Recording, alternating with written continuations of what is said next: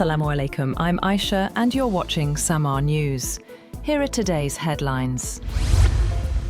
Pakistan has expressed its willingness to step in as a mediator between Iran and the United States, offering to host talks if both sides agree. The Foreign Office has confirmed that Islamabad is prepared to host potential negotiations between Tehran and Washington. Foreign Office spokesperson Tahir Hussein Andrabi, in an interview with CNN, stated that Pakistan is open to playing a constructive diplomatic role. He said that if both sides agree, Pakistan is always ready to host talks, emphasizing Islamabad's readiness to facilitate dialogue between the two nations.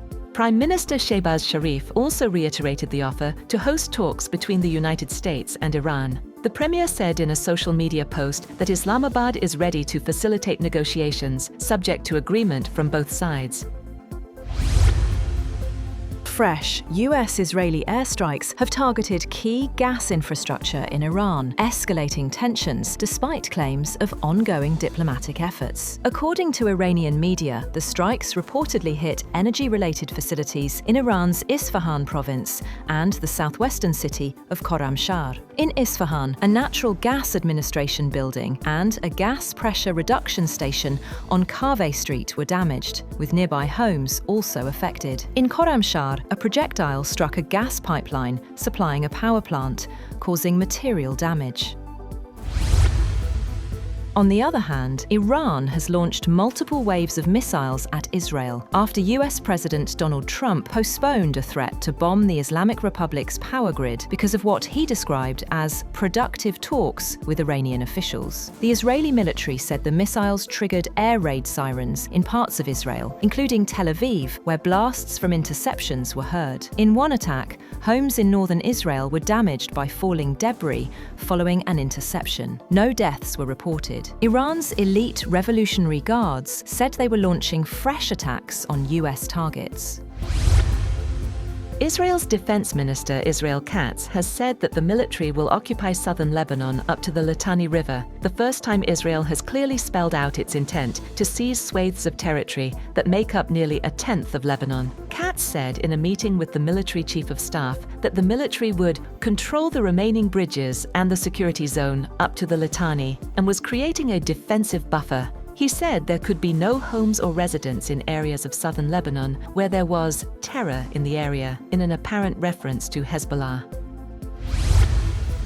Meanwhile, Hezbollah says it will resist any Israeli move to occupy southern Lebanon, calling it an existential threat. Senior lawmaker Hassan Fadlallah said any advance beyond the Litani River would be met with force. Israel's defense minister, Israel Katz, had earlier said that troops could seize the area to create a buffer zone. The warnings raise fears of a broader escalation along the Lebanon border.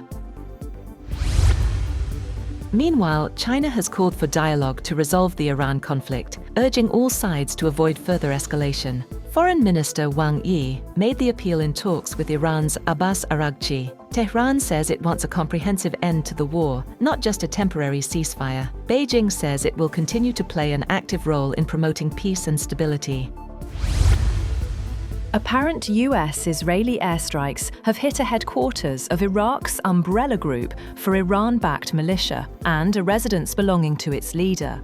An escalation of US-Israeli strikes on one of Tehran's main regional allies. Popular Mobilization Forces leader Falih al-Fayyad was not present when his residence was hit in the northern city of Mosul, which he uses only during visits to the city. At least 15 PMF fighters were killed in the airstrikes that hit a headquarters of the group in Iraq's Euphrates Valley province of Anbar.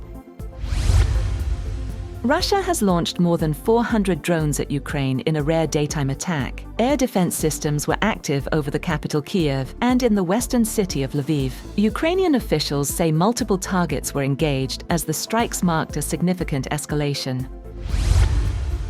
Australia and the European Union have signed a trade deal that was 8 years in the making, removing tariffs for almost all European goods and for nearly all exports of Australian critical minerals. But some Australian agricultural products, like beef and sheep meat, for example, will be subject to export quotas. And Australian farmers sharply criticise the pact for delivering subpar access to the bloc. The two sides also signed an agreement to boost security and defense ties. A Colombian military plane has crashed in a takeoff disaster, killing 66 people as rescuers shuttled dozens of survivors to nearby hospitals and searched for 4 who were still missing. Hugo Alejandro Lopez, head of the nation's armed forces, said the Lockheed Martin-built Hercules C-130 transport plane was carrying 128 people, including 11 Air Force members, 115 Army personnel, and 2 National Police officers. The death toll was nearly double that of the previous figure given by authorities. That's all for now. For more updates, visit www.samaa.tv. Thank you for watching SAMAA News.